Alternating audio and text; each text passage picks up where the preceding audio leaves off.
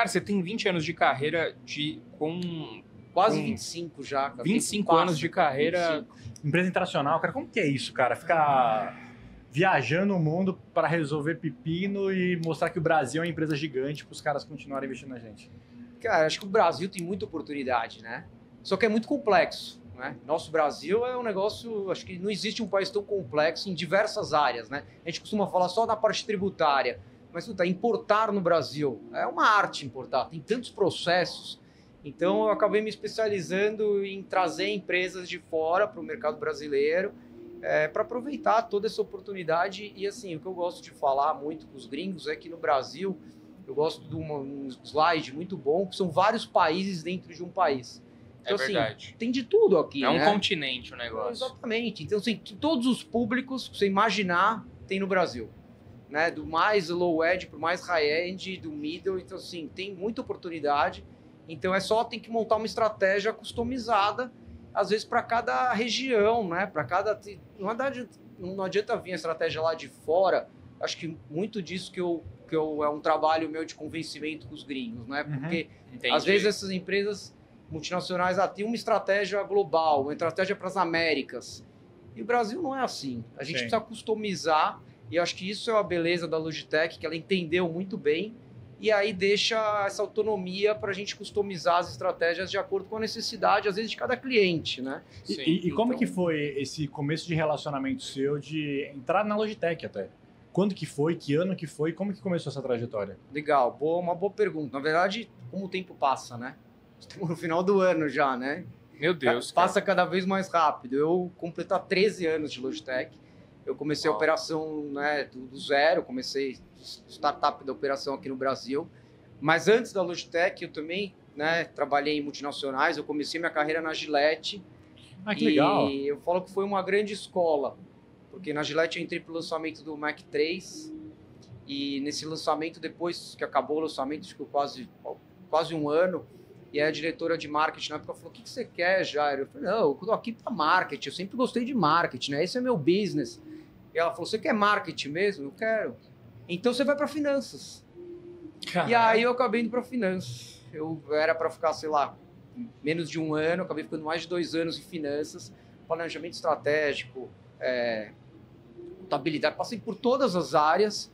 E foi isso, acho que foi, né, no início da minha carreira, foi que me deu uma base muito boa para depois virar um bom marqueteiro. Porque aí depois eu falei: quero ir para marketing, daí eu fui para vendas, aí eu fui para operações. E aí ela saiu da Gillette. E aí ela mudou de empresa, foi para Kodak, falecida Kodak, foi uma grande escola também, acho que aprendi muito. Você chegou a trabalhar na Kodak? Cheguei a trabalhar na Kodak na época que a Kodak era uma das marcas mais valiosas do mundo. Caraca! Tava entre as 5, 6 mais valiosas do mundo. Quando você chegou lá, já não tava um climão assim de, pô, gente, estamos aqui revelando o filme. Mas que ano que foi isso da Kodak? Então, já tem quase 18 anos atrás. Caramba, era 2002?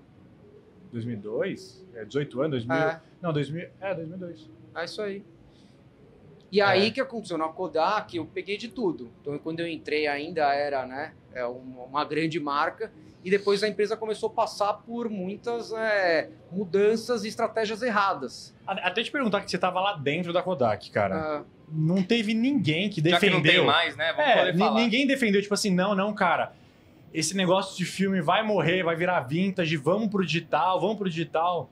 Tipo, ninguém pensou em... Eu deve ter pensado um monte de gente, mas não conseguiam convencer a galera a mudar? Na verdade, cara, às vezes as empresas se acomodam, né? O filme tinha uma margem muito alta.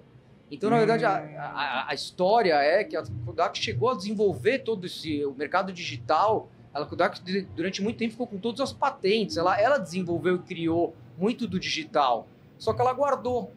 Ela guardou com ela porque o filme... A margem era absurda. A margem era absurda. E aí o que aconteceu? Ficou ultrapassado e aí teve que correr atrás do prejuízo. Depois a Kodak se dividiu em digital e tradicional. Até na época eu fui escolhido para tocar a divisão digital. Cheguei a fazer fábrica de câmera digital em Manaus, revelação quiosque digital. Foi uma fase legal, mas a empresa começou a passar por um momento... E aí por que eu estou contando? Porque uma época um presidente que ficou muito tempo lá na Kodak, nas Américas, tudo foi tocar a operação do Brasil. Hoje ele é meu chefe, ele que me levou para a Logitech. Caramba, como que foi isso? Então, aí eu saí da Kodak, né? E aí eu fui fazer, sempre tive o sonho de empreender também, ver o mundo fora de multinacional. Acabei fazendo trouxe 6 empresas para o Brasil, de diferentes business, tudo que você pode imaginar, de games, de beleza, de tecnologia, de 3D. Algumas deram certo, algumas deram muito errado. Também foi um ótimo aprendizado. Teve uma empresa de games, né? A gente está na BGS para contar. Teve uma empresa de games que era um jogo de futebol. Jogava da minha casa, a gente montava um time 11 contra 11. Era um grupo também internacional que ele desenvolvia o jogo e depois vendia. Ele tinha feito 2 operações de muito sucesso aqui no mundo. O CEO começou a namorar com uma brasileira, veio para o Brasil, se apaixonou e falou, eu vou fazer jogo de futebol. Aí tinha estúdio na China, Austrália, Estados Unidos e Brasil. E o Brasil, a gente ambientalizou todo o Rio de Janeiro. O cara começava jogando na favela até virar um superstar. Uhum. E aí a gente chegou a assinar com o Pelé, aí não deu certo, aí a gente assinou com o Romário. Bom, resumindo... Pra ser um garoto propaganda. Garoto propaganda. O Romário era o estrela do jogo, porque Sim. ele tinha todo o endorsement dele. Na crise de 2008, 2009, né, ele era super alavancado no Lehman Brothers, ele quebrou e ele me ligou, tinha acabado de tirar gente da IBM, tinha lá mais de 50 pessoas, ele me falou, Jairo, quebrei, pode fechar a operação no Brasil. Caraca, como que tá essa notícia pro time depois? Foi um MBA na prática de gestão de risco, de gestão de crise. Então, bom, consegui conciliar, né? Cada um foi de uma maneira. Teve gente que saiu com servidor, computador, teve gente que continuou trabalhando de graça, com a esperança que o jogo ia ser vendido. Caramba. E o Romário tinha pagado uma parcela. Eram mais 5 parcelas e ele tinha acabado de anunciar para a imprensa. Né? Você procurar lá Interzone e Romário, tem ele falando, é o craque, a gente contratou.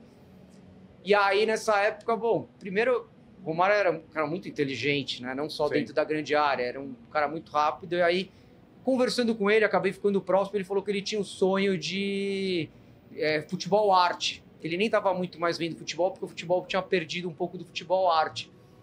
Aí eu falei assim, bom, quer saber? Eu vou ter que ir para o Rio de Janeiro para contar para ele que a empresa quebrou. Mas deixa eu levar um plano B. Aí eu sentei com um amigo, a gente fez um projeto rápido e fez o resgate do futebol arte. Que além de ser o gol, o cara dava um chapéu, dava uma bicicleta, você voltava lá com o celular, tinha uma pontuação e o time ganhava. Tinha toda uma história por trás. E aí eu fui pro Rio e falei, Romário, tem uma notícia boa e uma ruim. Vou te dar a boa primeiro. Lembra que você falou do futebol arte? Ó, tá aqui o planejamento, trouxe. Puta, adorei, vamos fazer. Se empolgou. Eu falei, bom, agora eu tenho a ruim. Quebramos, cara. A empresa quebrou. Não tem mais... queria que você entendesse. E aí foi, bom, acabei contornando a situação. Aí virei, entre aspas, sócio por 3 meses do Romário. Fizemos esse projeto, andamos pelo Brasil. E, bom, tudo que não é bem planejado, bem executado, claro que não deu certo. Sim. Mas imagina, né? Uma balada, fiz de tudo. A vida foi uma... Aprendi muito também nesse... 3 meses de jogador de futebol, basicamente, né? E aí fiz outras startups, outras empresas, trouxe empresas israelenses, trouxe empresas de... Foi legal uma passagem, né? Que tinha algumas empresas que quebraram. Quando eu fui falar com uma empresa israelense, um amigo meu chegou e falou assim, olha... Eu falei, pô... Dei algumas coisas erradas, não estava muito bem, né? Tava triste. Ele falou, olha, você vai falar para os israelenses o seguinte, tem lá a Startup Nation, né? Então é o seguinte, o investidor lá, ele direciona recursos e uma coisa muito importante é se quem está tocando a operação se já quebrou. Porque se o cara já quebrou é porque ele aprendeu muito. Então eles consideram isso como um fator positivo. Bom, quando começou a reunião, eu já cheguei para os investidores, eu falei, eu já quebrei 3 empresas, eu já aprendi muito, então e aí acabou dando certo, a gente trouxe essa operação, era uma operação de tecnologia com beleza, deu certo, e aí até um dia que o Flávio me ligou e falou que a Logitech já tinha tentado entrar no Brasil 2 vezes, não tinha tido sucesso, e para eu começar a operação, se tinha interesse de começar, eu gostava muito da marca já tinha produtos, né? Que ano que era isso? Isso aí foi em 2013. 2011. 2011. E aí que onde tudo começou. Eu comecei do zero, da minha casa. Hoje a gente está no 5º escritório, hoje a gente é líder de mercado. Mas como que traz uma empresa para o Brasil assim, cara? Porque eu imagino que, beleza, os caras são gigantes na Suíça, provavelmente já estavam fortes ali nos Estados Unidos e pela Europa como um todo. Como que é nascer uma operação num país assim, cara? Porque, beleza, primeiro achou um cara, você. E daí para frente, o que faz? Acho que o primeiro passo é montar um plano, né, sólido para demonstrar o potencial do Brasil. Então eu sempre gosto de começar do final, né? Onde a gente quer chegar, onde a gente pode chegar. E aí indo passo a passo do que precisa ser feito. Então você criou esse plano sem a menor, tipo, sem saber se ia dar certo mesmo. Você teve que montar todo um plano para apresentar e vender essa ideia? A gente, né, eles já tinham esse interesse, o Brasil na época, né? Ele era o 3º maior mercado de computadores. E aí a empresa olhou e falou, nossa, como é que a gente não tem sucesso nesse mercado? Então ela já tinha esse interesse. Uhum. E aí a minha parte foi montar um plano estratégico para demonstrar que valeria a pena investir no Brasil e que eu precisava também de recursos e também precisava customizar a operação. Porque a maneira, né, eu expliquei por que não deu certo as últimas 2 vezes. Né? Fiz um estudo também para entender os clientes, comportamento de consumidor, para fazer uma coisa diferente e aí sim montar uma operação de sucesso. Que o hábito de consumo do brasileiro é diferente do que eles estavam acostumados? É tipo isso também? O Brasil, né, ele, né, tem, que nem eu comentei, né, tem oportunidade para tudo. A Logitech, na época, tinha produtos de valor agregado muito alto. E a marca, ela não era tão reconhecida. Ela era reconhecida por um pequeno público que viajava. Então, assim, a gente precisava fazer um trabalho de marca também para justificar o cara pagar um valor muito mais alto. Entendi. Então, a primeira coisa que a gente falou, olha, a gente precisa de um portfólio completo. Eu preciso do produto top do top? Preciso, porque ele me ajuda a construção da marca. Mas eu preciso também de um produto de entrada. Eu preciso por exemplo, lá fora já era muito mais sem fio, né? A tecnologia sem fio. Aqui no Brasil, 80% era com fio, era 88% com fio. Lá fora era já 80% sem fio. Eu falei, eu preciso de produto com fio. Né? As empresas trabalhavam ainda com fio. Então, assim, a gente precisou convencer eles a ter um portfólio, né, de entrada, de metade, né, que a gente fala, de middle e o high. Isso em todas as linhas, né? Porque a gente começou com acessório de informática e aí foram vários mundos que a Logitech foi entrando. A gente aí depois entrou muito forte com a linha de games, aí depois a gente entrou muito forte com a linha de B2B, videoconferência, que é completamente outro mundo, enterprise, governo. Aí a gente tem a área de streaming, tem a área de Apple. Então, assim, pouco a pouco a gente foi montando planos para dar certo e customizado aqui para o Brasil. Quanto que representa a Logitech Brasil hoje, assim, para a operação global? O faturamento global da Logitech esse ano vai ser em torno de 24 bilhões de reais, esse mundo. Caraca. Eu adoraria tá bom falar... para você? 24 bilhões?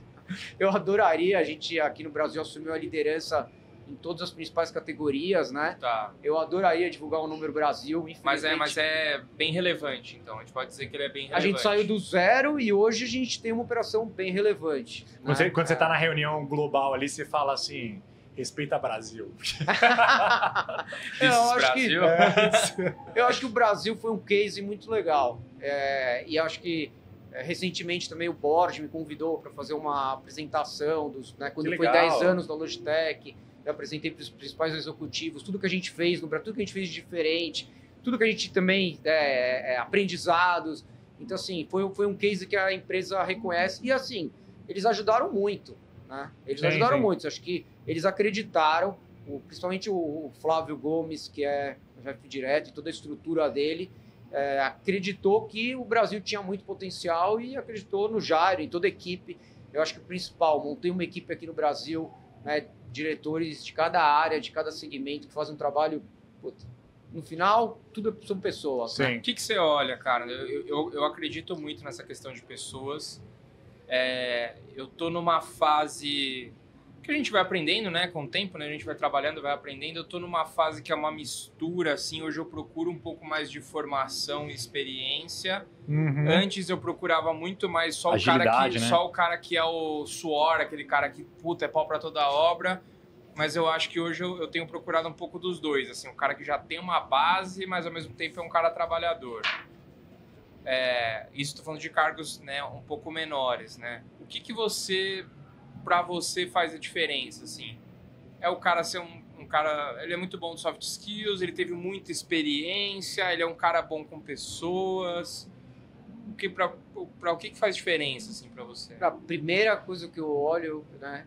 Um cara mão na massa. Brilho no olho de querer estar lá, naquele lugar, naquela vaga. Legal. Acho que o primeiro ponto, o cara tem que estar, né? Com aquela... Tem que curtir o negócio, não tem jeito, isso né? é complexo, né, cara? Porque Porque chega um nível, cara, que o dinheiro não importa mais, né?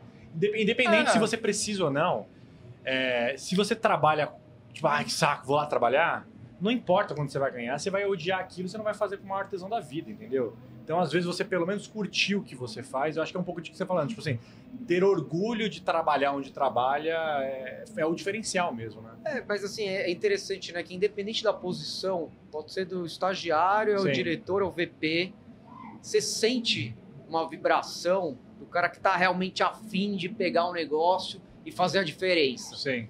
Então, claro que às vezes a gente erra, né? Uma entrevista ali pouco... Uma entrevista de 1 hora não dá pra definir se o cara Não dá pra perfeito, definir, né? mas eu levo muito em consideração né, o preparo que ele teve, essa vontade dele.